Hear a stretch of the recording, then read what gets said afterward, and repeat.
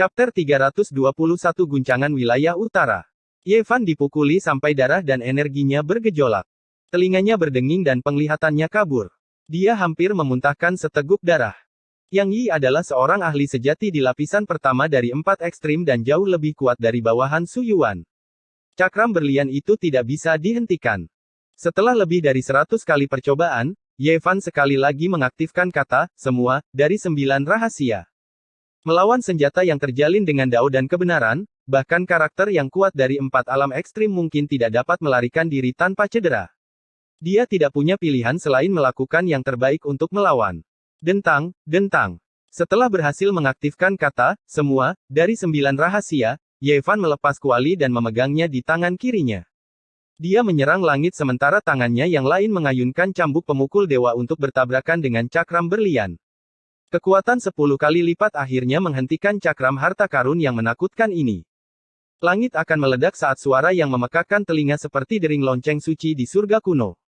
Bumi yang merah bergetar dan telah dipukuli tanpa bisa dikenali.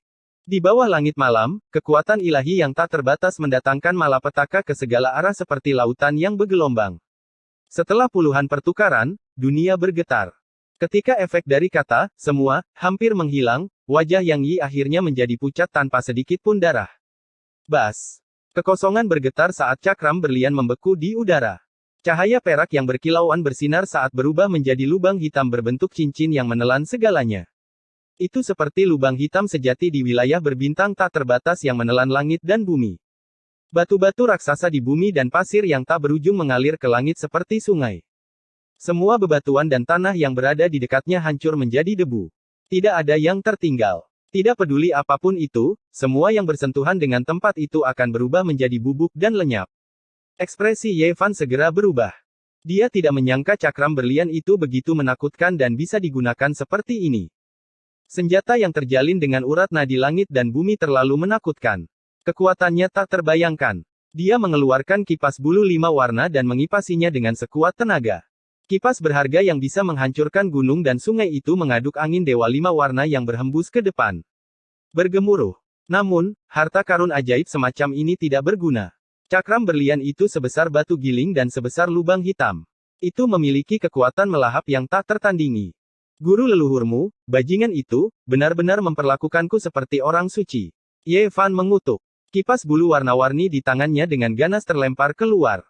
Pada saat yang sama, dia memperbesar kuali, bersiap untuk menabrak lubang hitam itu.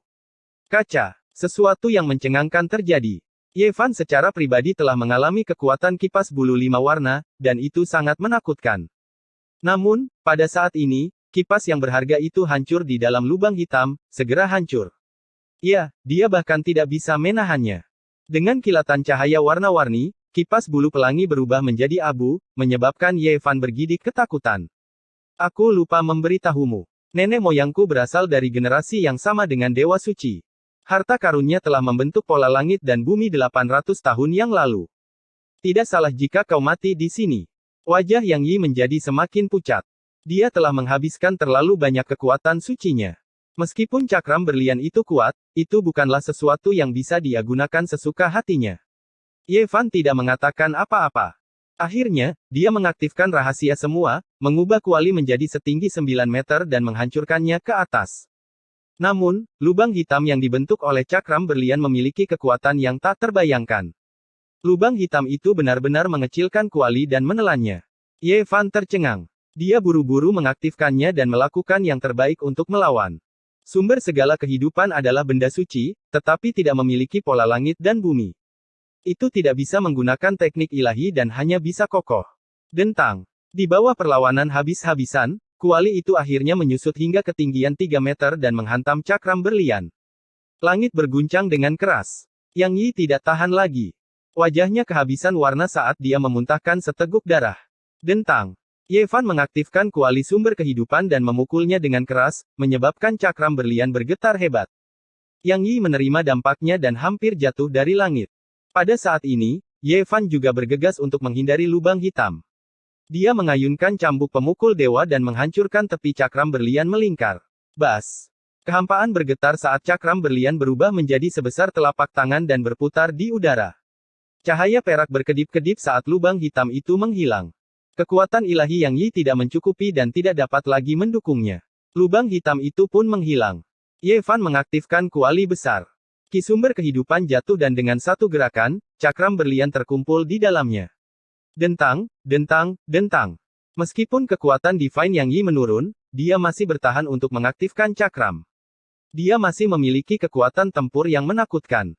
Cakram berlian menyerang kuali, menyebabkannya berdengung dan bergoyang. Ye Fan bertahan dan bergegas dengan cambuk pemukul dewa. Dia menyerang, menyebabkan kekosongan itu runtuh saat dia langsung menuju kepala Yang Yi. Cahaya berkedip-kedip saat Yang Yi mengeluarkan 7 atau 8 harta karun ajaib. Tapi bagaimana benda-benda ini bisa menghentikan cambuk pemukul dewa? Paca, paca. Suara ledakan terdengar terus-menerus saat semua harta karun ajaib itu hancur. Semua jenis pecahan harta karun yang berkilauan berubah menjadi hujan meteor yang gemerlap di bawah langit malam dan jatuh dari langit. Ah! Indera ilahi Yang Yi terluka. Dia memegang dahinya dan berteriak. Ye Fan mengacungkan cambuk pemukul dewa dan menghantamnya. Kepalanya hancur. Jus otak putih dan darah segar berceceran di mana-mana saat mayatnya jatuh dari langit. Akhirnya, semuanya menjadi tenang. Bintang-bintang berkelap-kelip dan cahaya bulan sejernih air. Bumi penuh dengan kehancuran, hancur tak bisa dikenali oleh pertempuran besar ini. Ye Fan mendarat di tanah dan menghela nafas lega. Pertempuran ini akhirnya berakhir. Kekuatan cakram berlian itu di luar imajinasi. Namun, hasil panennya juga luar biasa. Mulai sekarang, dia memiliki cambuk pemukul dewa untuk pertarungan jarak dekat dan cakram harta karun ini untuk serangan jarak jauh. Dengan keduanya bekerja sama, kekuatan pertarungannya akan naik ke tingkat yang baru. Di bawah sinar bulan yang terang, cakram berlian itu berkilau dan tembus cahaya. Seluruh tubuhnya berwarna putih keperakan dengan pola dao alami. Ye Fan tidak berani ceroboh. Dia menggunakan ki sumber kehidupan untuk menahannya di tempatnya dan kemudian menyelidiki indera ilahi ke dalam cakram. Dia merasa bahwa bahkan jika seorang karakter utama meminjamkan harta karun seperti itu kepada Yang Yi, kemungkinan besar itu akan meninggalkan semacam tanda. Seperti yang diharapkan, ketika dia menyelidiki bagian terdalam dari cakram berlian, aura berbahaya mengalir.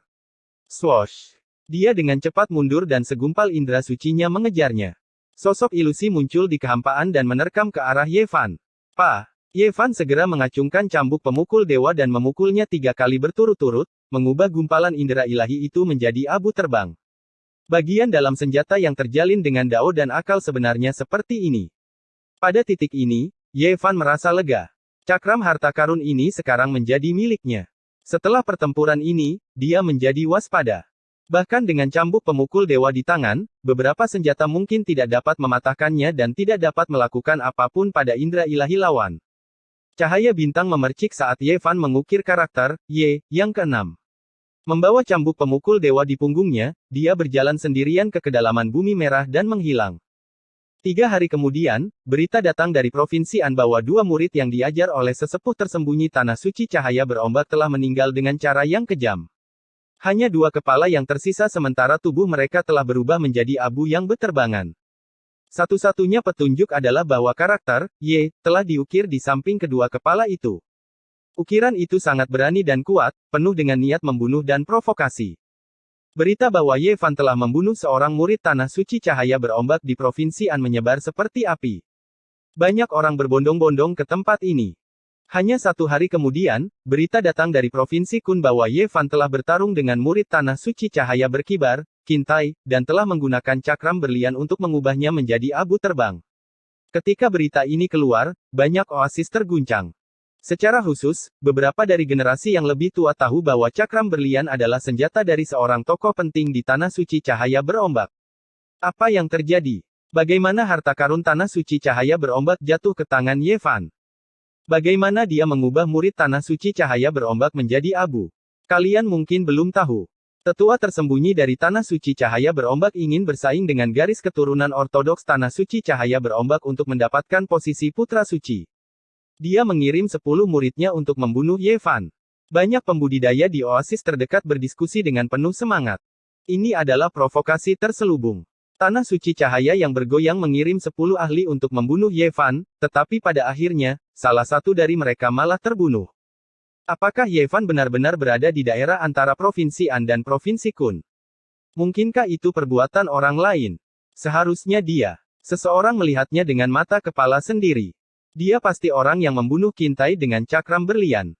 Yang Yi, Gulitian, dan yang lainnya telah terbunuh di Tanah Merah.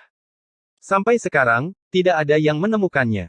Fakta bahwa mereka bertiga telah terbunuh sudah cukup untuk menyebabkan kekacauan di dunia luar. Itu terlalu sengit. Jika tanah suci cahaya yang bergoyang mengetahuinya, wajah mereka akan berubah menjadi hijau. Tu Fei berkata setelah mengetahui hasilnya. Saya sangat berharap Anda dapat mematahkan kutukan dan memasuki 4 alam rahasia tertinggi. Dengan begitu, kamu bisa menunjukkan kemuliaan tertinggi dari tubuh suci orang-orang dahulu lagi. Ye Fan berkata, saya menantikan kota suci di wilayah utara. Saya mengandalkan bahan batu tanah sage agung untuk 1 juta kilogram asal. Tu Fei tertawa dan berkata, hanya ada 1 dari 10 prajurit teratas yang tersisa. Jika mereka semua terbunuh, berita akan menyebar dan mengguncang seluruh wilayah utara. Saya ingin melihat di mana tanah suci cahaya berombak akan menempatkan wajah mereka. 2 hari kemudian, Ye Fan, Tu Fei, dan Permaisuri Hitam menemukan orang terakhir di Provinsi Kun. Dia membunuhnya dengan cakram berlian lagi. Banyak orang datang setelah mendengar berita itu dan melihatnya dengan mata kepala sendiri. Ji Haoiwei, Xia Jiuyu, dan beberapa orang suci muncul di sana. Ye Fan melihat mereka dari jauh. Dia menyeberangi kekosongan dengan Permaisuri Hitam dan Tu Fei. Jika dia tidak memasuki 4 alam rahasia tertinggi, dia tidak akan bertarung dengan para suci. Dia mencoba yang terbaik untuk menghindari mereka. Setelah semuanya beres di Provinsi An dan Provinsi Kun, Ye Fan berangkat menuju kota suci wilayah utara. Carilah Li Heishui. Dia sudah berada di kota suci selama setengah tahun terakhir. Inilah yang dikatakan Tu Fei kepadanya sebelum dia pergi. Ketika Ye Fan pergi, Provinsi An dan Provinsi Kun terguncang. Mayat-mayat yang berada jauh di dalam tanah merah akhirnya ditemukan satu per satu. 6 kata, Ye, sangat mengejutkan. Alam Al-Qaid terguncang, dan banyak pembudidaya di wilayah utara terkejut. Tetua tersembunyi Alam Al-Qaid telah mengirim 10 murid untuk memburu Ye Fan, tetapi mereka semua terbunuh di antara Provinsi An dan Provinsi Kun. Itu adalah tamparan keras di wajah. 10 master yang disebut sebagai 10 master terbaik di Alam Al-Qaid menjadi lelucon. Mereka semua dibunuh oleh orang-orang Ye Fan. Bahkan harta karun berharga Alam Al-Qaid, cakram berlian, telah jatuh ke tangan Ye Fan. Itu benar-benar hal yang memalukan. Satu kata, Ye, berarti 10 nyawa. 10 murid dari garis keturunan tersembunyi Alam Al-Qaid semuanya telah jatuh. Hal itu menyebabkan gelombang besar, dan banyak orang tercengang. Mereka merasa sulit untuk percaya. Itu adalah 10 elit teratas dari garis keturunan tersembunyi Alam Al-Qaid. Bahkan jika mereka tidak bisa dibandingkan dengan murid sejati Alam Al-Qaid, mereka pasti luar biasa. Tapi mereka semua dibunuh oleh tubuh suci orang-orang dahulu, Ye Fan. Kebanyakan orang hanya mendengar tentang pertempuran ini. Mustahil bagi mereka untuk menyaksikannya dengan mata kepala sendiri, tetapi berita itu masih menyebar seperti api. Generasi muda dan putra-putra Sage Agung bersiaga. Mereka tidak peduli dengan kekuatan Ye Fan saat ini. Bahkan jika dia memasuki level 5, mereka tidak akan peduli. Tapi bagaimana jika dia mematahkan kutukan dan memasuki alam rahasia 4 tingkat? Semua orang bergidik memikirkan hasil ini. Bahkan Ji Haoiwei, yang memiliki tubuh Raja Dewa, dan Xia Jiuyu yang berbakat dan yang lainnya sedang berpikir keras. Namun, hampir semua orang tidak menyangka bahwa Ye Fan bisa mematahkan kutukan itu. Di masa lalu, tubuh suci orang-orang dahulu yang dibudidayakan oleh orang bijak agung semuanya berhenti di alam rahasia Istana Suci. Badai menyapu wilayah utara. Ye Fan mendengar banyak hal di sepanjang jalan. Setengah bulan kemudian, dia akhirnya mendekati kota suci wilayah utara. Chapter 322 Kota Suci. Ye Fan menuju ke utara. Setelah terbang selama lebih dari 10 hari, dia melewati gunung dan sungai. Setelah entah berapa puluh ribu li, dia akhirnya mendekati kota suci wilayah utara. Kota suci di wilayah utara adalah pusat mutlak. Di tanah merah ini, itu sama terkenalnya dengan tambang kuno asal. Penduduk wilayah utara menganggapnya sebagai tanah suci. Akhir musim gugur tiba. Cuaca sudah sangat dingin. Di cabang-cabang pohon yang gundul, sesekali ada 1 atau 2 daun yang bertahan. Oasis tempat kota suci itu berada sangat luas, kelilingnya mencapai beberapa puluh ribu li. Ada banyak kota di sini. Dibandingkan dengan provinsi lain, provinsi suci adalah yang paling damai. Tidak peduli seberapa beraninya para bandit, mereka tetap tidak akan berani menjarah oasis ini, karena berbagai kekuatan besar memiliki pasukan yang ditempatkan di provinsi ini. Angin utara menyapu rerumputan putih. Musim salju sudah tidak lama lagi. Banyak pejalan kaki di jalan yang sudah mengenakan pakaian dari kulit binatang. Jalan menuju kota suci itu sangat lebar. Tidak masalah bagi lebih dari 10 kereta untuk berjalan berdampingan. Terlepas dari penduduk wilayah utara, para pembudidaya dapat terlihat terbang di langit dari waktu ke waktu. Pada saat ini, Yevan sudah kurang dari 600 li dari kota suci. Di kedua sisi jalan terdapat gunung-gunung yang menjulang tinggi dan tebing-tebing yang rusak, semuanya megah dan megah. Jalan batu biru ini sepertinya telah diukir oleh seseorang. Ketika dia berada kurang dari 200 li dari kota suci, jumlah pejalan kaki jelas meningkat. Binatang aneh berlari seperti angin dan kilat. Kebanyakan dari mereka adalah pembudidaya. Tiba-tiba, suara gemuruh yang teredam terdengar di udara. Beberapa lusin penunggang kuda bergegas mendekat seperti air pasang. Harus dikatakan bahwa orang-orang ini sangat sombong. Mereka mengendarai binatang buas mereka ke depan, melangkah di udara. Mereka hanya beberapa meter di atas tanah saat mereka melaju di sepanjang jalan utama. Binatang buas meraung. Angin ribut yang sangat kencang menderu, meniup rambut banyak orang hingga berantakan. Beberapa orang melotot dengan marah kepada mereka. Orang dapat dengan jelas melihat bahwa beberapa meter di atas kepala mereka, kuku-kuku longma dan cakar macan tutul unicorn menginjak-injak udara. Ini adalah penghinaan yang sangat besar bagi para pejalan kaki di jalan. Orang-orang di udara mendorong binatang buas mereka ke depan, sama sekali tidak peduli dengan perasaan orang-orang di jalan raya. Mereka bergegas menuju kota suci, menghilang dalam sekejap mata. Orang normal pasti tidak akan berani melakukan ini, karena sebagian besar orang yang menuju kota suci adalah pembudidaya. Ini akan dengan mudah menyinggung perasaan orang lain. Lupakan saja. Jangan terlalu banyak bicara. Jika mereka mendengar Anda dan berbalik untuk mencari masalah dengan Anda, itu akan menjadi bencana. Seseorang menasehati. Aku merasa itu adalah seseorang dari klan emas di dataran utara. Mungkin mereka tidak melakukannya dengan sengaja. Mungkin mereka memiliki sesuatu yang mendesak untuk diurus. Salah satu keturunan keluarga emas menyinggung seorang tuan muda dari Istana Iblis Langit. Kedua belah pihak bertempur dalam pertempuran besar dan kedua belah pihak menderita kerugian besar. Mereka kemungkinan besar bergegas karena masalah ini. Bahkan sebelum memasuki kota suci, Yevan sudah bisa merasakan ada tempat berkumpul di depannya. Kota ini adalah tempat berkumpulnya seluruh dunia. Keluarga kerajaan dataran tengah, keluarga Huang Jin dari dataran utara, dan bahkan para ahli dari pegunungan selatan, serta tempat suci di timur. Tidak lama kemudian, Yevan akhirnya mendekati kota nomor 1 di wilayah utara. Ini adalah tanah yang murni. Di luar kota suci, semua yang berada dalam radius 150 mil adalah subur dan hijau. Orang tidak dapat merasakan perubahan musim. Meskipun saat itu sudah akhir musim gugur, tempat ini rimbun dan tidak terasa dingin sama sekali. Rasanya seperti hari di musim semi dengan angin hangat yang membelai wajah. Tanaman-tanamannya subur dan mata air rohnya bergemericik. Ki spiritual di sini sangat padat, berkali-kali lipat lebih padat daripada di tempat lain. Pohon-pohon kuno menjulang tinggi ke langit. Tingginya ratusan meter seperti gunung-gunung kecil. Cabang-cabang mereka menjulur ke langit dan tanaman merambat kuno merayap di seluruh tebing seperti naga. Ini sudah akhir musim gugur. Mengapa masih begitu hidup? Seseorang seperti Yevan. Dia bingung dan bertanya kepada orang-orang di jalan. Kota suci telah ada sejak zaman kuno. Ini adalah kota yang telah mempengaruhi lingkungan di wilayah tersebut, jawab seseorang. Setengah seperempat jam kemudian, Yevan akhirnya melihat kota suci yang legendaris, yang membuatnya sangat terkejut. Kota kuno itu sangat megah.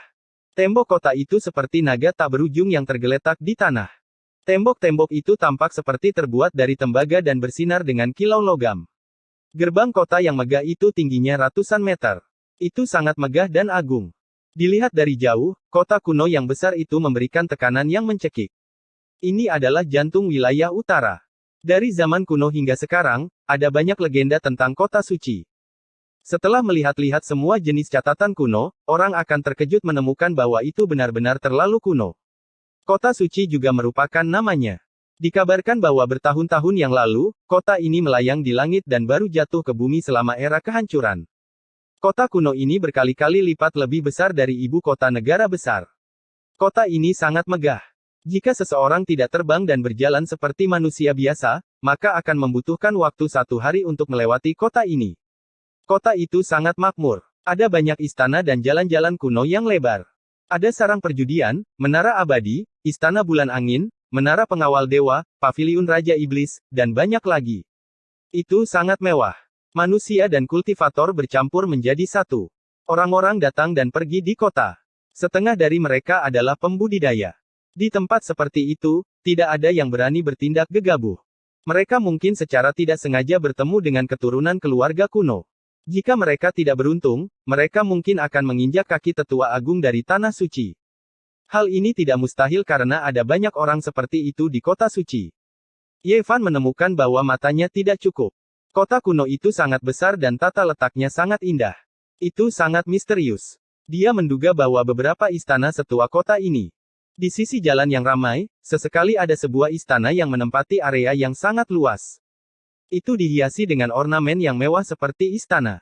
Tempat apa ini? Dia bertanya kepada orang yang lewat dari waktu ke waktu. Ini adalah penginapan yang dibuka oleh Istana 5 Elemen. Lumayan. Sebuah istana sebagai penginapan. Tidak buruk. Ye Fan sedikit tercengang. Setelah berjalan agak jauh, dia melihat taman istana. Taman itu megah, dan bangunannya menjulang tinggi. Tempat apa ini? Ini adalah sarang perjudian. Ini terlalu kecil. Saya sarankan Anda pergi ke sarang perjudian di Tanah Suci, jawab orang di sampingnya. Taman istana semacam ini dianggap sebagai sarang perjudian kecil. Ye Fan benar-benar tidak bisa berkata-kata. Tidak lama kemudian, dia melihat beberapa paviliun yang melayang di udara. Mereka tidak berantakan dan diatur dengan cara yang sangat teratur dan elegan. Paman, bolehkah saya bertanya tempat apa ini? Ye Fan tidak bisa tidak bertanya lagi. Ini pertama kalinya kamu ke kota suci, kan? Pria tua berusia 50-an itu meliriknya dan berkata, ini adalah sebuah restoran. Lumayan. Ye Fan mengusap dagunya. Dia benar-benar tidak tahu harus berkata apa. Semuanya sangat mewah. Tidak ada yang terbang di kota. Bahkan jika mereka adalah pembudidaya, mereka masih mengikuti aturan kota dengan ketat. Di jalan yang ramai, orang-orang datang dan pergi, saling bergesekan. Setelah berjalan beberapa saat, Ye Fan akhirnya tiba di tempat yang sepi. Ini adalah sebuah kuil Tao. Tidak megah atau tinggi, tapi menempati area yang sangat luas. Ada banyak pohon kuno yang ditanam di sekitarnya. Kuil Tao tersembunyi di dunia fana yang luas. Tempat ini jauh lebih tenang daripada tempat lain, memberikan perasaan kembali ke alam. Ini adalah tempat yang sangat istimewa. Tampaknya aura Grand Dao mengalir di sekelilingnya. Jelas ada banyak orang yang keluar masuk, tetapi tempat itu tenang dan damai. Paman, saya ingin bertanya, di mana tempat ini? Mengapa ada kuil Tao? Ye Fan bertanya kepada seorang pria gemuk parubaya berusia 40-an. Kamu baru, kan? Saya dapat mengatakan bahwa Anda baru saja datang ke kota suci. Kalimat itu terulang lagi. Setiap kali dia bertanya kepada seseorang, dia akan mendengar kalimat ini. Pria gendut parubaya itu tertawa kecil dan berkata, ini adalah alun-alun batu Daowan Holy Land. Ini cukup terkenal dan merupakan tempat yang sangat bagus. Baru-baru ini, Bunda Maria mereka sering muncul dan tinggal di sini. Jika anak muda ingin melihat kecantikannya, mereka tidak boleh melewatkan kesempatan ini. Paman, kenapa kamu tersenyum begitu vulgar? Hehe, kamu tidak tahu, tapi tempat ini sangat ramai akhir-akhir ini. 8 orang gila melompat entah dari mana dan menyatakan bahwa mereka akan bertaruh pada batu di Tanah Suci Daowan dan memenangkan saintes mereka. Paman, saya melihat Anda sangat suka bergosip. Ye Fan melirik pria gendut parubaya itu. 8 orang gila ini memiliki latar belakang yang bagus. Bahkan tetua agung keluarga Jiang tidak bisa menekan mereka.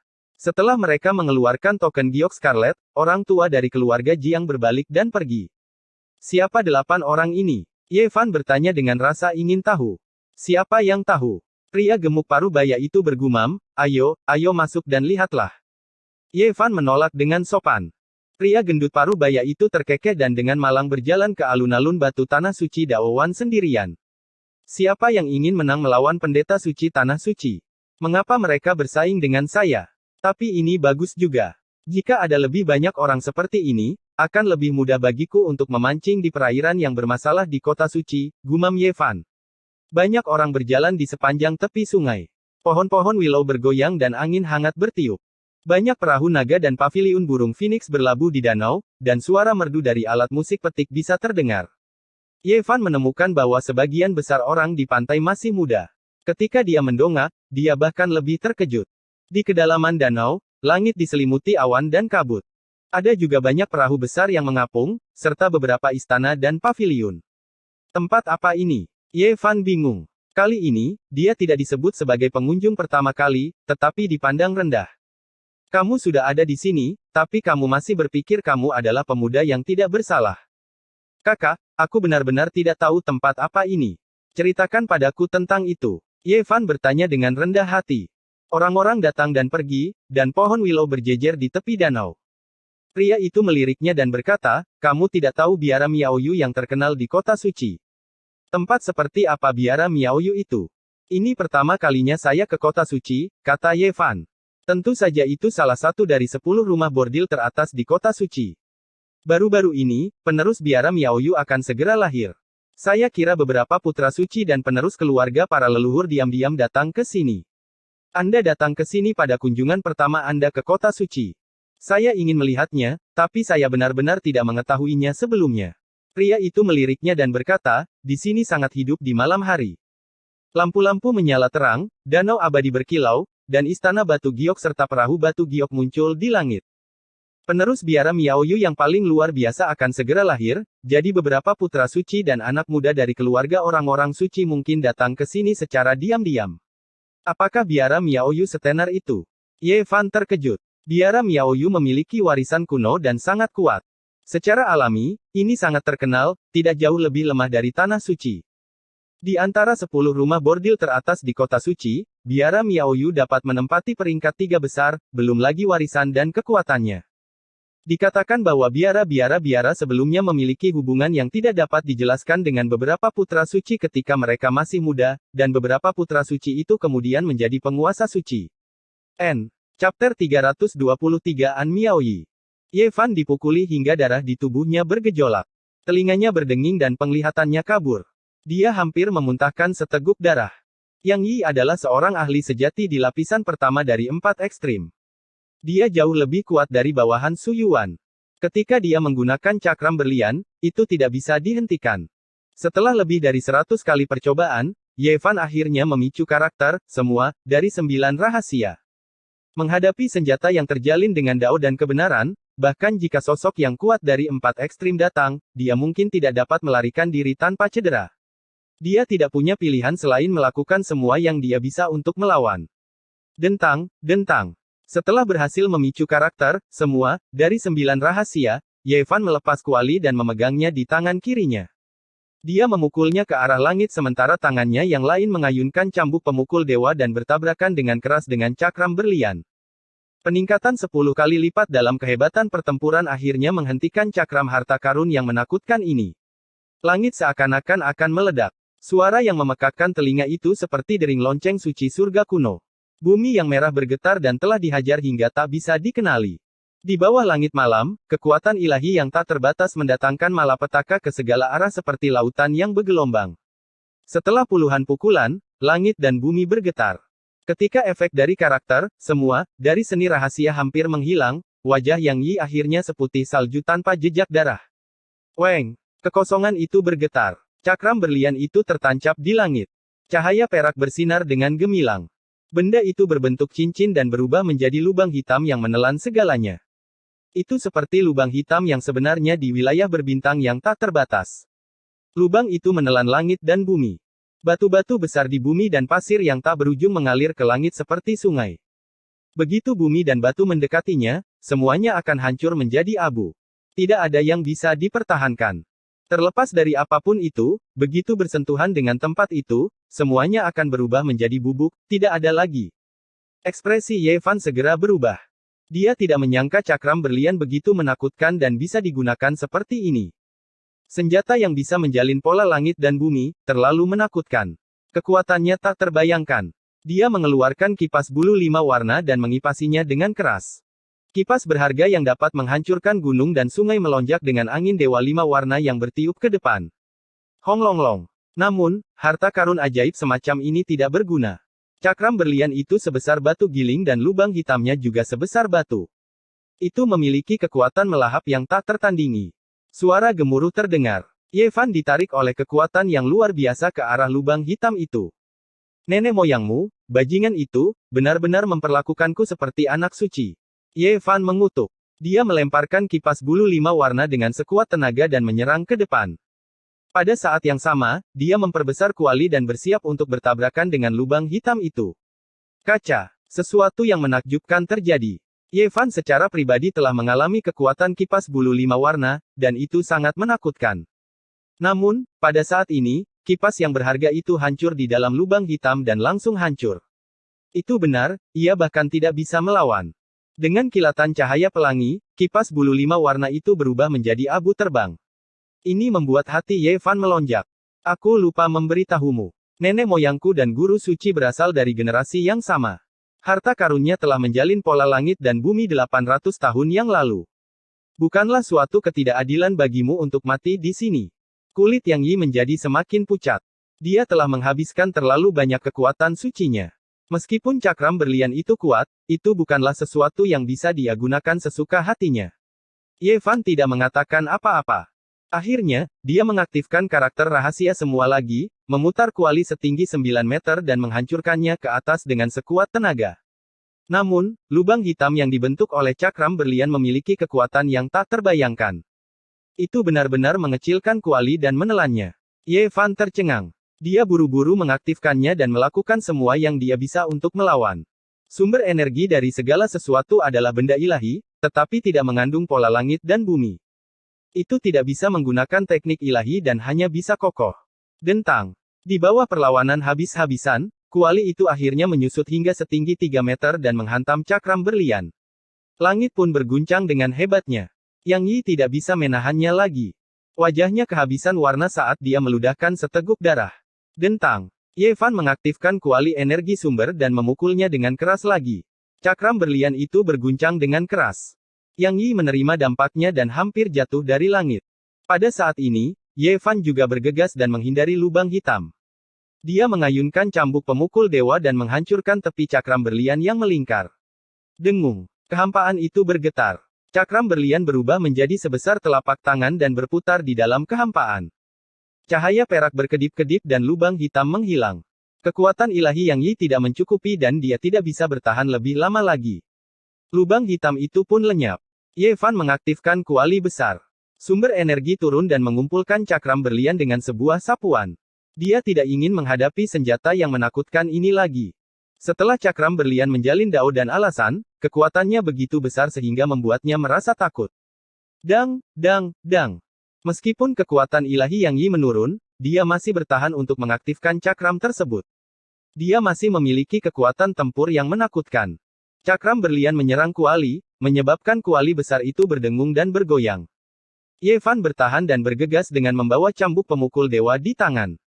Dia mengayunkannya, menyebabkan kekosongan runtuh saat dia langsung menuju kepala Yang Yi.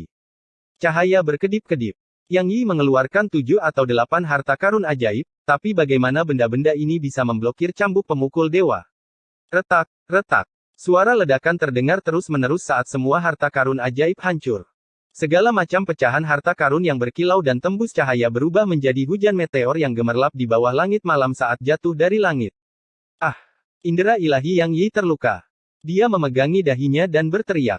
Ye Fan mengacungkan cambuk pemukul dewa dan menghancurkannya dengan sekuat tenaga. Bang! Kepala Yang Yi hancur. Materi otak putih dan darah segar berceceran di mana-mana saat mayatnya jatuh dari langit. Akhirnya, semuanya menjadi tenang. Bintang-bintang berkelap-kelip di langit, dan cahaya bulan sejernih air. Bumi adalah pemandangan yang sunyi, hancur tak bisa dikenali oleh pertempuran ini. Ye Fan mendarat di tanah dan menghela nafas panjang. Pertempuran ini akhirnya berakhir. Kekuatan cakram berlian itu di luar imajinasi. Namun, hasil panennya juga luar biasa. Mulai sekarang, dia memiliki cambuk pemukul dewa untuk serangan jarak dekat dan cakram berharga ini untuk serangan jarak jauh. Dengan keduanya saling melengkapi, kekuatan tempurnya akan naik ke tingkat yang baru. Di bawah sinar bulan yang terang, cakram berlian itu berkilau dan tembus cahaya. Seluruh tubuhnya berwarna putih keperakan, dan pola dao itu alami seolah-olah dibuat oleh alam. Ye Fan tidak berani ceroboh. Dia menggunakan sumber ki segala sesuatu untuk menguncinya di tempatnya dan kemudian menyelidiki indera ilahi ke dalam cakram. Dia merasa bahwa bahkan jika seorang karakter utama meminjamkan harta karun semacam ini kepada Yang Yi, kemungkinan besar akan meninggalkan semacam tanda. Seperti yang diharapkan, ketika dia menyelidiki bagian terdalam dari cakram berlian, aura berbahaya mengalir deras. Swoosh! Dia dengan cepat menarik diri dan mengirimkan segumpal indera sucinya. Sebuah hantu muncul di kehampaan dan menerkam ke arah Ye Fan. Bang! Ye Fan langsung mengacungkan cambuk pemukul dewa dan memukulnya 3 kali berturut-turut, mengubah gumpalan indera dewa itu menjadi abu terbang. Kemudian, dia sekali lagi menyelidiki ke dalam cakram berlian. Bagian dalamnya tampak jernih seperti baru saja dicuci. Itu sempurna dan gemerlap, seperti langit berbintang. Bagian dalam senjata yang menjalin dao dan akal sebenarnya seperti ini. Pada titik ini, Ye Fan merasa lega. Cakram yang berharga ini sekarang sepenuhnya miliknya. Setelah pertempuran ini, dia juga menjadi waspada. Bahkan dengan cambuk pemukul dewa di tangan, beberapa senjata belum tentu bisa menghancurkannya. Dia tidak bisa melakukan apapun pada indera dewa pihak lain. Cahaya bintang tersebar di mana-mana. Ye Fan mengukir karakter, Ye ke-6. Membawa cambuk pemukul dewa di punggungnya, dia berjalan sendirian ke kedalaman bumi merah dan menghilang. 3 hari kemudian, berita menyebar dari Provinsi An bahwa 2 murid sesepuh Tanah Suci Cahaya Berombak yang tersembunyi telah meninggal dengan cara yang kejam. Hanya 2 kepala yang tersisa, sementara tubuh mereka telah menjadi debu. Satu-satunya petunjuk adalah bahwa karakter, Ye, telah diukir di samping kedua kepala tersebut. Itu berani dan tegas, penuh dengan niat membunuh dan provokasi. Berita bahwa Ye Fan telah membunuh seorang murid Tanah Suci Cahaya Berombak di Provinsi An dengan cepat menyebar, dan banyak orang bergegas datang. Hanya sehari kemudian, berita datang dari Provinsi Kun bahwa Ye Fan telah bertempur hebat dengan murid Tanah Suci Cahaya Berkilauan, Qin Tai, dan telah menggunakan cakram berlian untuk mengubahnya menjadi debu. Ketika berita ini menyebar, banyak oasis terguncang, terutama beberapa dari generasi yang lebih tua. Mereka semua tahu bahwa cakram berlian adalah senjata dari seorang tokoh besar di Tanah Suci Cahaya Berombak. Apa yang terjadi? Bagaimana harta karun Tanah Suci Cahaya Berombak jatuh ke tangan Ye Fan dan mengubah murid Tanah Suci Cahaya Berombak menjadi debu? Kalian mungkin belum tahu, tapi sesepuh tersembunyi Tanah Suci Cahaya Berkibar ingin bersaing dengan cabang utama Tanah Suci Cahaya Berkibar untuk mendapatkan posisi putra suci, jadi mereka mengirim 10 murid mereka untuk membunuh Ye Fan. Banyak pembudidaya di oasis terdekat sedang mendiskusikan masalah ini. Ini adalah provokasi terselubung. Tanah Suci Cahaya Berombak mengirim 10 ahli terbaik mereka untuk membunuh Ye Fan, tetapi pada akhirnya, salah satu dari mereka malah terbunuh. Apakah Ye Fan benar-benar berada di antara Provinsi An dan Provinsi Kun? Itu tidak mungkin dilakukan oleh orang lain, bukan? Seharusnya dia. Seseorang melihatnya dengan mata kepala sendiri. Orang yang membunuh Qin Tai dengan cakram berlian pasti dia. Yang Yi, Guli Tian, dan yang lainnya terbunuh di Tanah Merah. Sampai sekarang, belum ada yang tahu, tetapi fakta bahwa mereka bertiga terbunuh telah menyebabkan kekacauan di dunia luar. Di malam hari, api unggun menari-nari. Ye Fan bertemu dengan Tu Fei dan Permaisuri Hitam. Itu terlalu sengit. Jika Tanah Suci Cahaya yang bergoyang tahu tentang ini, wajah mereka akan berubah menjadi hijau. Setelah Tu Fei mengetahui hasilnya, dia berkata, saya sangat berharap Anda dapat mematahkan kutukan dan memasuki 4 alam rahasia tertinggi. Anda akan dapat menciptakan kembali kemuliaan yang tak tertandingi dari tubuh suci orang-orang dahulu. Ye Fan berkata, saya menantikan kota suci wilayah utara. Saya mengandalkan batu-batu dari Tanah Sage Agung untuk mendapatkan 1 juta kilogram asal. Tu Fei tertawa dan berkata, hanya ada 1 dari 10 prajurit yang tersisa. Jika mereka semua terbunuh, berita akan menyebar dan mengguncang seluruh wilayah utara. Saya ingin melihat di mana Tanah Suci Cahaya Berombak akan menempatkan wajah mereka. 2 hari kemudian, Ye Fan, Tu Fei, dan Permaisuri Hitam menemukan prajurit terakhir di Prefektur Kun. Dia menggunakan gelang berlian untuk membunuhnya. Banyak orang datang untuk melihatnya dengan mata kepala sendiri. Ji Haoiwei, Xia Jiuyu, dan beberapa orang suci ada di sana. Ye Fan melihat mereka dari kejauhan. Dia melintasi langit dengan Permaisuri Hitam dan Tu Fei. Jika dia tidak memasuki 4 alam rahasia tertinggi, dia tidak akan bertarung dengan para putra suci. Dia akan mencoba yang terbaik untuk menghindari mereka. Setelah semuanya beres di Anzu dan Prefektur Kun, Ye Fan memulai perjalanannya ke kota suci wilayah utara. Kita akan mencari Li Heishui. Dia sudah berada di kota suci selama lebih dari setengah tahun. Tu Fei memberitahunya sebelum dia pergi. Ketika Ye Fan pergi, prefektur Anzu dan Kun terguncang. Mayat-mayat yang terkubur jauh di dalam tanah merah akhirnya ditemukan. 6 kata, Ye, di tanah itu menakutkan. Tanah suci cahaya yang bergoyang terguncang. Banyak pembudidaya di wilayah utara terkejut. Tanah suci cahaya berombak telah mengirim 10 murid teratas untuk membunuh Ye Fan. Namun, mereka semua terbunuh di antara Anzu dan prefektur Kun. Itu adalah tamparan keras ke wajah tanah suci cahaya berombak. Apa yang disebut 10 prajurit teratas telah menjadi lelucon. Orang-orang Ye Fan telah membunuh mereka semua.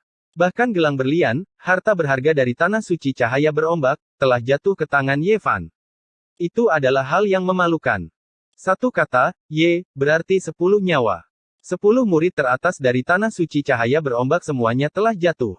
Itu telah menimbulkan gelombang. Banyak orang melongo dan sulit untuk percaya. Mereka adalah 10 elit teratas dari garis keturunan tersembunyi tanah suci cahaya berombak.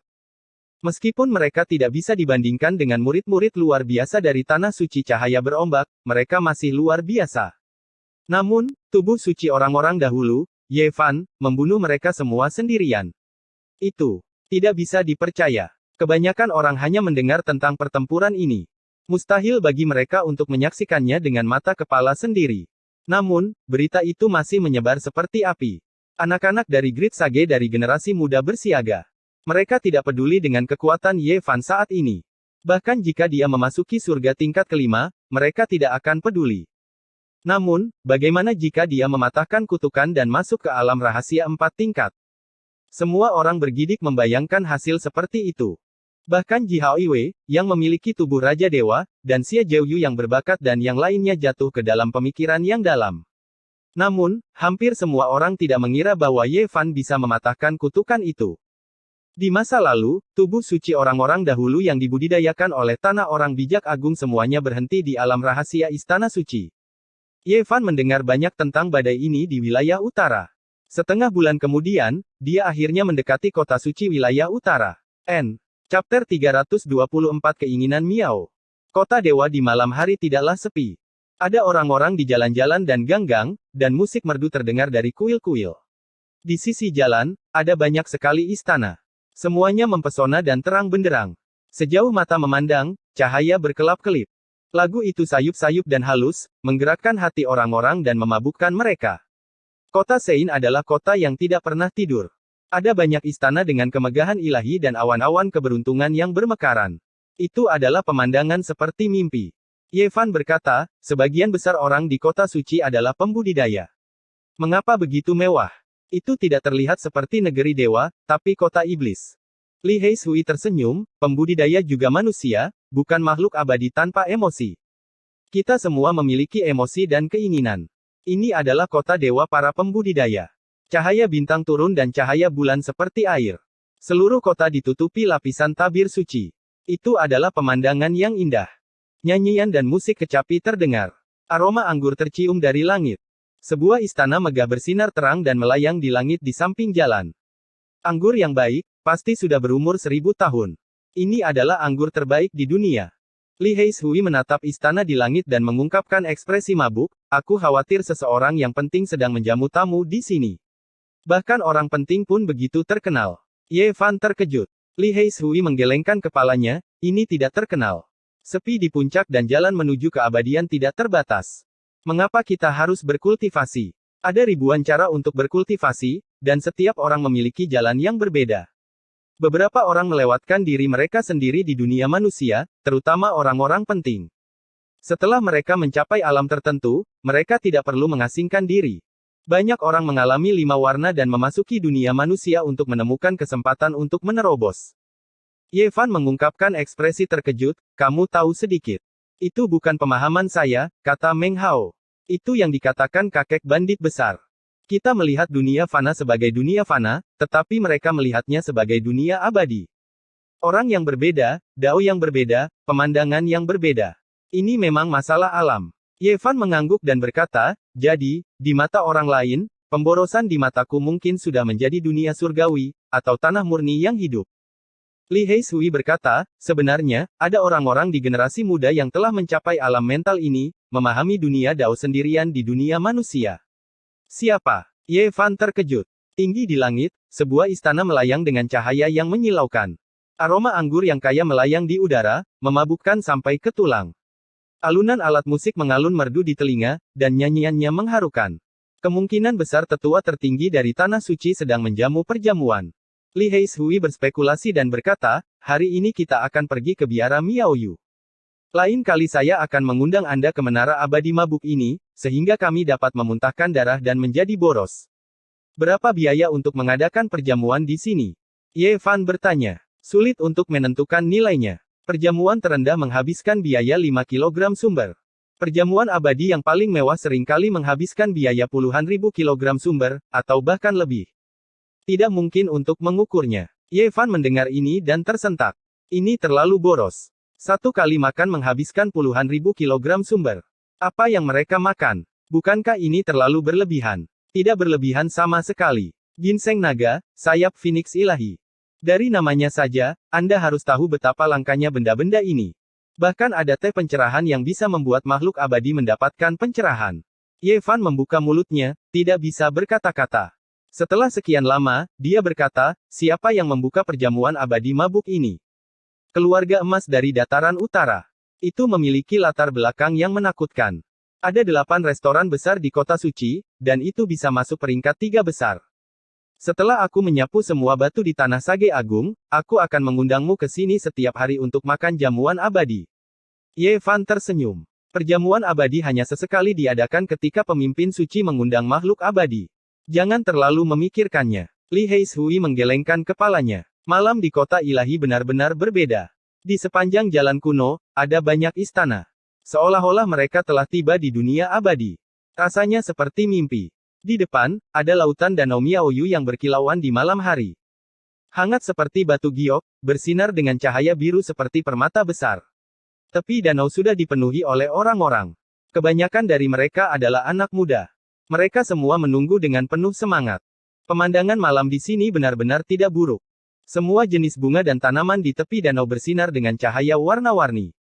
Bersama dengan danau biru yang berkilauan dan tembus cahaya, tempat ini bagaikan sebuah taman surgawi di dunia lain.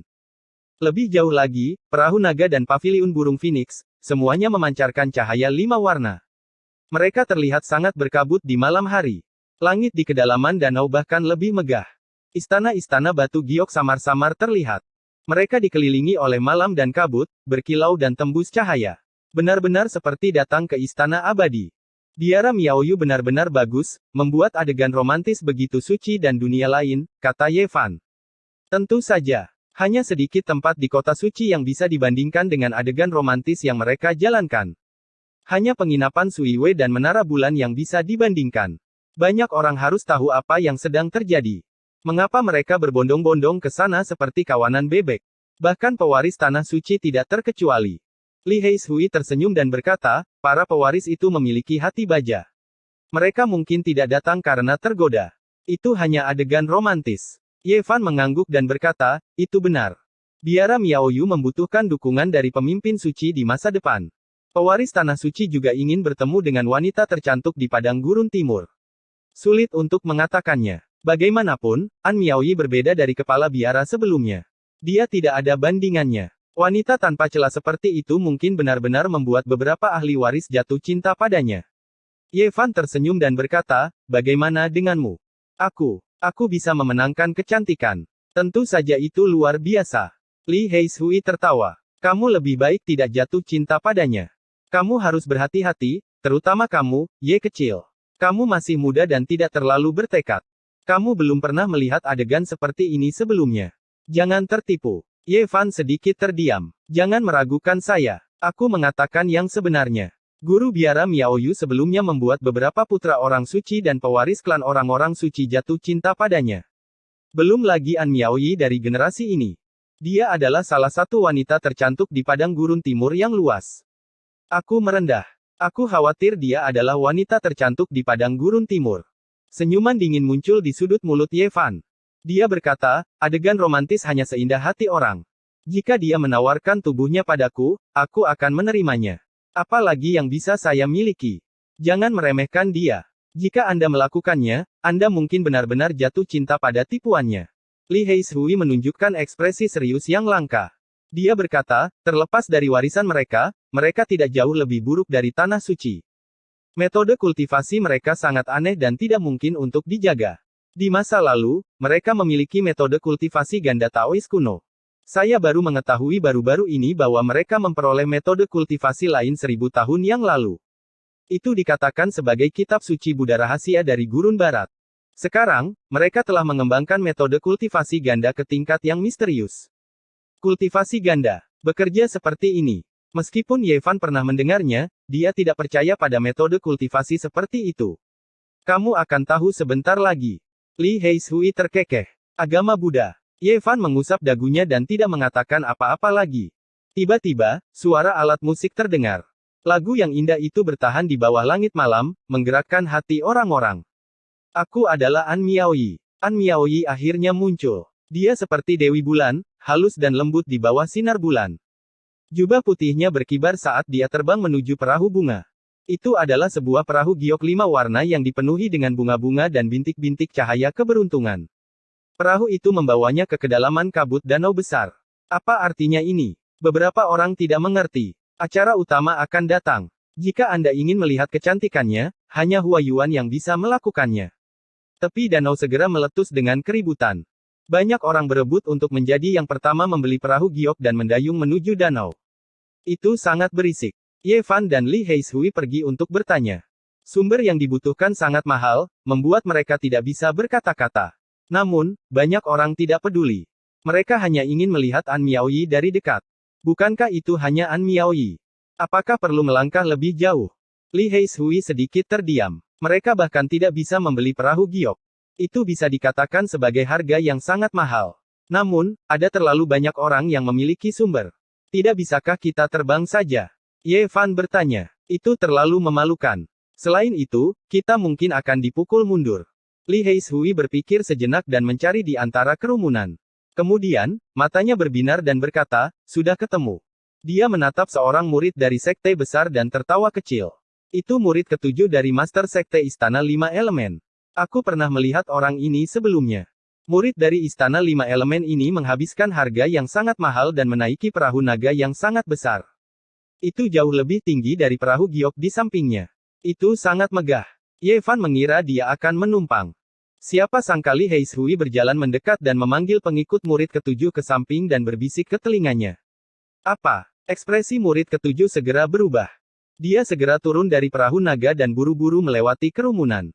Li Heishui melangkah dengan angkuh ke atas perahu naga.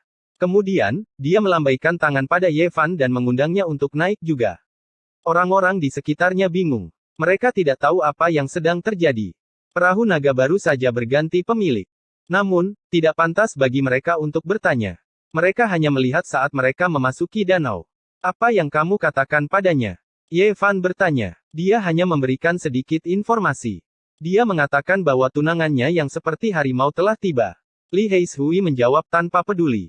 Bukankah kamu memfitnahnya? Yevan memiliki pemahaman awal tentang cara Li Heishui melakukan sesuatu. Li Heishui mencibir. Tunangannya adalah putri bungsu dari ketua sekte Istana 5 Elemen. Bahkan jika dia curiga, dia tidak akan berani tinggal di sini. Ini menyangkut masa depannya. Ada banyak perahu giok di danau. Namun, ada perahu naga yang terbatas seperti ini. Mereka semua dicadangkan oleh para murid dari beberapa sekte besar. Mereka berdiri di haluan perahu dan menggunakan kekuatan ilahi mereka untuk mengemudikannya. Mereka mengendarai angin dan ombak dan tiba di kedalaman danau. Niat membunuh. Mereka berdua merasakan niat membunuh. Itu sangat kuat, tapi itu tidak diarahkan pada mereka. Tidak jauh dari sana, ada sebuah perahu dewa yang bahkan lebih besar dari perahu naga mereka. Di atasnya berdiri seorang pria berbaju ungu. Tangannya berada di belakang punggungnya. Rambut hitamnya menari-nari tertiup angin dan matanya sangat dalam. Tuan muda Istana Iblis Langit. Li Heishui berkata dengan kaget. Di sisi lain, ada perahu emas besar. Itu juga sangat megah seperti menara. Seorang pria juga berdiri di atasnya. Dia mengenakan jubah perang emas. Dia tampak agung dan kulitnya berwarna perunggu. Wajahnya tajam dan alisnya mencapai pelipisnya. Dia terlihat sangat tampan. Keturunan keluarga emas dataran tinggi utara. Li Heishui mencibir dan berkata, belum lagi tanah suci, kedatangan mereka berdua akan menjadi pertunjukan yang bagus untuk ditonton. Mereka bertempur dalam pertempuran hebat belum lama ini. Chapter 325 Keindahan yang tak tertandingi. Istana Iblis Langit dan Keluarga Emas. Ini bukan pertama kalinya Ye Fan mendengar hal ini. Sebelum datang ke kota suci, dia bahkan telah melihat keluarga emas dari dataran utara. Kuda-kuda mereka telah melintasi langit dan menginjak kepala orang. Mereka semua adalah kekuatan super dan berada di level yang sama dengan tanah suci. Li Heishui terkekeh. Malam ini, mari kita tunggu pertunjukannya. Ada perahu naga di sana, jauh lebih besar dari milik kita.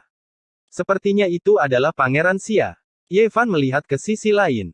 Ya, biarawati berpakaian putih itu juga ada di sini. Menarik, kakak dan adik datang ke tempat seperti itu bersama-sama. Li Heishui tertawa. Di kejauhan, rambut hitam Pangeran Xia terbang tertiup angin. Dia tampan dan baju besinya mempesona. 9 aliran energi naga melingkari tubuhnya. Dia seperti kaisar langit yang turun ke dunia fana. Di sisinya, mata hitam besar biarawati kecil yang murni itu berputar. Dia ingin tahu tentang segala sesuatu, mengukur lingkungan sekitar dengan cara yang sangat murni dan polos. Dia juga ada di sini. Ye Fan terkejut. Di pantai, ada Golden Divine Hall. Itu terang seperti api ilahi. Seorang pria berpakaian putih duduk di atasnya. Dia tampan seperti batu giok dan memiliki sedikit semangat kepahlawanan. Beberapa orang dapat berdiri di tengah lautan manusia dan masih dapat dikenali dalam sekejap. Mereka seperti anak-anak kesayangan surga. Mustahil untuk tidak menarik perhatian. Jiang Yifei. Ini adalah murid keluarga Jiang. Kembali ke wilayah selatan, dia telah membawa Ting-Ting kecil dan Paman Jiang kembali ke keluarga Jiang. Ye Fan memiliki kesan yang mendalam tentang dia. Dia bahkan menduga bahwa tubuh ilahi keluarga Jiang adalah dia.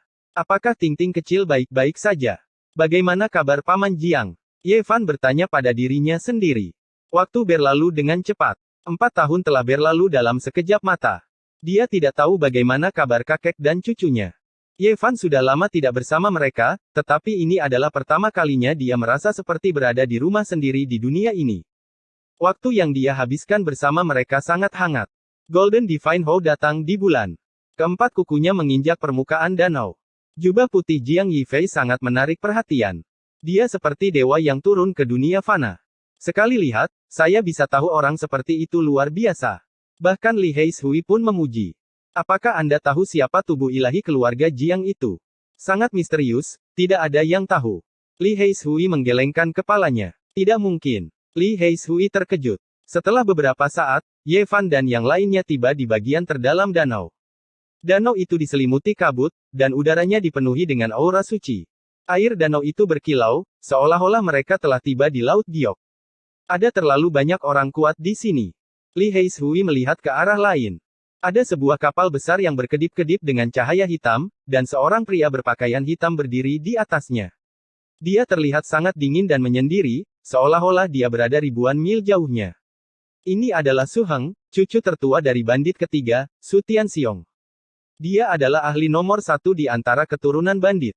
Dia tak terkalahkan dan merupakan ahli terbaik dari generasi muda di wilayah Tandus Timur. Dia Su Heng. Ye Fan mengukurnya dengan hati-hati. Kulit Su Heng seputih salju dan berkilau. Itu sangat istimewa, seperti embun beku, seperti salju yang dingin. Namun, tidak ada sedikit pun aura feminin. Ketajamannya tersembunyi di dalam, seperti pedang ilahi yang tersembunyi di sarungnya. Kamu dan Tu Fei benar-benar berani. Kamu menaklukkan kakaknya. Hati-hati. Jangan biarkan dia tahu. Semua kapal berlabuh di bagian dalam danau karena kapal Phoenix dengan bunga-bunga berada tepat di depan mereka. Di langit, istana surgawi yang megah bersinar cemerlang, memberikan perasaan surrealis kepada orang-orang. Musik abadi bergema seolah-olah berasal dari 9 langit. 9 wanita mulai menari. Di bawah sinar bulan, mereka seperti peri dari surga yang turun ke dunia fana. Gerakan anggun mereka memukau pikiran orang-orang. Bahkan Ye Fan tidak bisa menahan diri untuk tidak menghela nafas. Begitu para wanita cantik dari para pembudidaya memasuki dunia fana, pesona mereka tidak ada habisnya. Tidak peduli betapa cantiknya wanita fana itu, mereka tidak bisa menari seperti makhluk abadi di langit. Bagi banyak orang, mereka adalah peri dalam mimpi mereka. Tiba-tiba, seseorang mengendarai pedang ilahi dengan cahaya ilahi, menerangi danau keinginan cerdik. Itu adalah seorang pria berpakaian kuning. Dia tampak heroik dan elegan. Putra suci dari Tanah Suci Superian, Xiang Yifei. Ye Fan terkejut. Mengapa orang-orang ini datang tanpa menyamar? Itu tidak benar. Li Heishui juga merasakan ketidaknormalan dan berkata, Tuan muda dari Istana Iblis Langit, pewaris keluarga emas, pangeran dari Xia Besar, pahlawan keluarga Jiang, dan Xiang Yifei dari Tanah Suci Superian. Kekuatan di belakang mereka menjulang tinggi di awan. Mereka seharusnya tidak bertindak seperti ini. Mereka harus menyembunyikan identitas mereka. Mereka berdua menebak bahwa pasti ada alasannya. Jika tidak, bahkan jika orang-orang ini datang ke Moonbreeze, mereka tidak akan menunjukkan tubuh mereka yang sebenarnya karena reputasi mereka. Tiba-tiba, musik di langit berhenti, dan semuanya menjadi tenang. Di depan, pakaian putih An Miaoyi berkibar tertiup angin. Dia berdiri melawan angin, di dunia lain seolah-olah dia ingin menunggangi angin. Sekali terlalu khawatir, merusak kultivasi seseorang. Memasuki gunung, seseorang takut akan perasaan guru yang dingin. Bagaimana mungkin ada metode yang sempurna di dunia ini? Tidak mengecewakan yang tak bernama, tidak mengecewakanmu. Suara alam melayang di langit malam. Rambut hitam halus An Miaoyi menari-nari tertiup angin. Dia sangat halus dan seperti dunia lain, cantik dan elegan. Dia terlahir dengan tulang seperti batu giok dan keindahan surgawi yang tak tertandingi. Semua orang tertegun. Miaoyi, pasti mengacu pada berbagai keinginan yang indah, tanpa nama, mengacu pada Dao Agung, dan Anda adalah istilah hormat untuk orang lain. Makna dari kata-kata ini sangat jelas. Bagaimana mungkin ada metode yang sempurna di dunia ini? Suara An Miaoyi bergerak, matanya yang indah menyapu semua orang. Semua orang terkejut bahwa dia benar-benar mengatakan hal seperti itu. Mungkinkah dia ingin meninggalkan biara Miaoyu dan hidup menyendiri di pegunungan? Apakah dia ingin melompat keluar dari lumpur di biara Miaoyu? Ada banyak perahu giok di danau. Semua orang terkejut. Wanita tercantik di padang pasir timur ini memang luar biasa. Peri An, saya mengerti kesulitan Anda. Saya bersedia hidup dalam pengasingan di pegunungan bersamamu, teriak seseorang dengan segera. Plop. Sayangnya, orang yang menonjol ini tidak tahan dan dilemparkan ke danau oleh orang lain. Peri An, kamu anggun dan murni, seperti bulan ilahi di langit. Ketika Anda meninggalkan biara Miaoyu dan meninggalkan lumpur, saya bersedia berjalan dengan Anda. Meskipun orang ini tidak mengatakan, hidup dalam pengasingan di padang gurun, maknanya kurang lebih sama. Itu sudah sangat jelas. Pada akhirnya, dia juga dilemparkan ke dalam air. Kamu adalah keindahan suatu generasi. Tentu saja, Anda harus menjauh dari keinginan yang indah. Saya bersedia melakukan perjalanan ke Zhongzhou dengan Peri An. Plop. Orang lain yang menonjol terlempar ke danau. Seluruh tubuhnya tertutup air. Yang lain tidak berani berbicara, takut mereka akan menjadi musuh publik. Sulit, sulit, sulit. Lupakan saja. Malam ini, kita hanya akan membicarakan Dharma dan Dao. Suara An Miaoyi sangat menyenangkan, seolah-olah berasal dari atas 9 surga.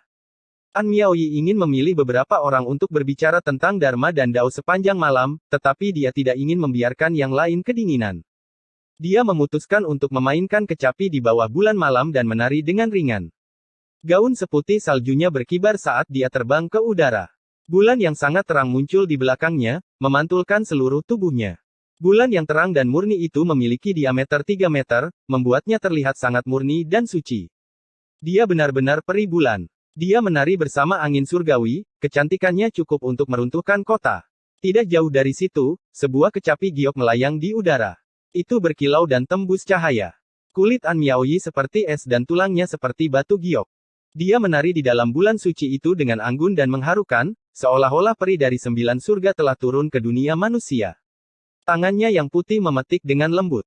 Bintik-bintik cahaya ilahi terbang, memetik senar di kejauhan, melepaskan musik abadi 9 surga. Dia menari sambil melepaskan cahaya abadi, mendarat di atas kecapi giok. Tarian An Miaoyi sangat luar biasa, membuat orang berpikir bahwa seorang dewi telah turun ke alam yang lebih rendah. Sementara itu, musik kecapi itu bahkan merupakan musik yang sangat abadi, membuat orang sulit mengendalikan diri. Dia menari di dalam bulan dewa, dan bahkan bisa memainkan musik abadi semacam ini di udara. Hal itu membuat orang-orang berseru kagum, mereka semua menjadi sangat mabuk. Tiba-tiba, beberapa burung terbang dari langit malam, semuanya membawa kelopak bunga yang berkilauan di paruhnya. Mereka mengelilinginya dan menari bersama. Orang-orang di bawahnya tercengang. Hujan bunga turun dari langit. Gelombang keharuman menguar di udara. Ratusan burung menari bersamanya. Benar-benar tak terbayangkan, mengejutkan semua orang dan membuat mereka semakin mabuk. An Miaoyi mulai bernyanyi, suaranya yang indah bergema ke segala arah. Bahkan ikan-ikan di danau pun melompat keluar dari air, menari mengikuti iramanya. Lagu, tarian, dan kecapi. Bahkan Ye Fan pun terpana. Wanita tanpa celah yang dikenal sebagai yang tercantik di padang gurun timur ini benar-benar mencengangkan. Dia dekat dengan alam Dao dalam setiap aspek, menampilkan jenis kecantikan yang tak tertandingi. Di bawah sinar bulan, kelopak bunga berkilauan seperti hujan. Dia menari dengan anggun, musik kecapi berbunyi, ratusan burung menyatu, dan ikan-ikan melompat keluar dari air. Semua ini menjadi pemandangan yang indah. Kecapi berhenti, tarian berhenti, dan lagu pun lenyap. Dunia menjadi sunyi. An Miaoyi berdiri sendirian. Setelah sekian lama berlalu, barulah banyak orang yang terbangun seolah-olah baru saja terbangun dari mimpi. Semua orang tertegun. An Miaoyi bagaikan peri di bawah bulan malam. Dia terbang ke atas dengan anggun dan memasuki istana batu giok berhiaskan permata. Ada banyak istana di sana, dan kemudian dia menghilang ke dalam paviliun giok. Banyak orang terbangun dari mimpi mereka. Mereka semua bergegas ke langit, semuanya ingin bertemu dengannya dari dekat. Sudah berakhir. Wanita ini telah menggerakkan hati saya. Dia benar-benar memiliki pesona yang istimewa, kata Li Heishui. Kakak Heishui, jangan bilang kau sudah jatuh cinta padanya. Kata Ye Fan sambil tersenyum. Aku berkata, Ye kecil, jangan bertingkah seperti kamu telah melihat dunia di usia yang begitu muda. Orang muda harus jatuh cinta pada wanita seperti itu. Kalau tidak, itu tidak normal. Senyuman muncul di sudut mulut Ye Fan, dan dia berkata, baiklah, kalau begitu mari kita bahas. Apakah dia benar-benar ingin meninggalkan biara Miaoyu dan menjadi peri paling murni di padang gurun timur, atau jika dia sengaja memanipulasi hati orang-orang, kita akan memikirkan cara untuk membawanya pergi. Bagaimana menurutmu? Li Heishui meliriknya sekilas dan menepuknya, berkata, ayo pergi. Kakak Heishui, aku ingin membawa pulang keindahan itu. Di langit malam, istana giok berhiaskan permata mengalir dengan cahaya. Itu seperti paviliun dari alam abadi. Saat seseorang naik ke atas, ia merasa seolah-olah berada dalam mimpi. An Miaoyi sudah masuk.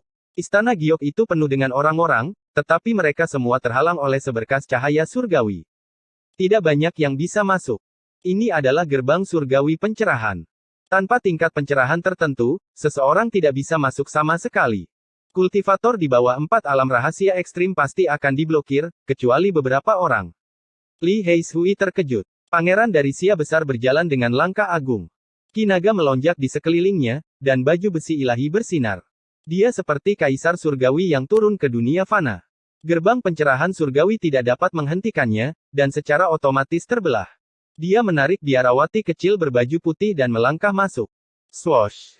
Dengan kilatan cahaya, penguasa muda dari Istana Iblis Langit berjalan dengan tenang, jubah ungunya berkibar, dan matanya dalam. Kemudian, orang suci dari Tanah Suci Superian, Xiang Yifei, muncul dengan pedang dewa. Dia melintas, hanya menyisakan seberkas cahaya suci. Di langit yang jauh, sebuah hou ilahi berwarna keemasan muncul di atas bulan. Di atasnya ada seorang pria dengan jubah seputih salju. Dia melompat ke udara, dan temperamennya menjadi halus. Jiang Yifei juga memasuki gerbang surgawi. Jantung Ye Fan berdegup kencang. Orang ini memang tidak sederhana. Dia bahkan lebih curiga bahwa dia adalah tubuh ilahi dari keluarga Jiang. Kakak Hei, semuanya terserah padamu. Saya tidak bisa menggunakan kekuatan ilahi saya. Aku curiga orang itu barusan mungkin benar-benar tubuh ilahi dari keluarga Jiang, dan dia akan bisa merasakan kehadiranku. Baiklah, aku akan melakukannya. Li Heishui melangkah maju, dan segel jalan bergegas keluar.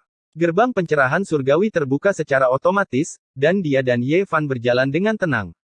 Ada lebih dari selusin orang yang bisa masuk ke Menara Giok. Tanpa ragu, mereka semua adalah pembudidaya terbaik dari generasi muda, dan mereka semua telah mencapai 4 alam rahasia tertinggi. Ye Fan melihat sekeliling dan bisa mengenali setengah dari mereka. Mereka semua adalah orang-orang dengan latar belakang yang hebat. Penguasa muda dari Istana Iblis Langit, pewaris keluarga emas, Su Heng, Xiang Yifei dari Superian, putra dari segala permulaan, Jiang Yifei, pangeran dari Sia besar, dan biarawati kecil berbaju putih. Orang-orang yang datang lebih awal sudah mulai berbicara. Ye Fan dan Li Heishui menemukan tempat dan duduk. Miao Yi mendengar bahwa kekuatan tempur dari tubuh suci orang-orang dahulu tidak ada bandingannya di antara mereka yang memiliki level yang sama. Apakah Anda tahu yang sebenarnya? Seorang Miao Yi bertanya dengan lembut.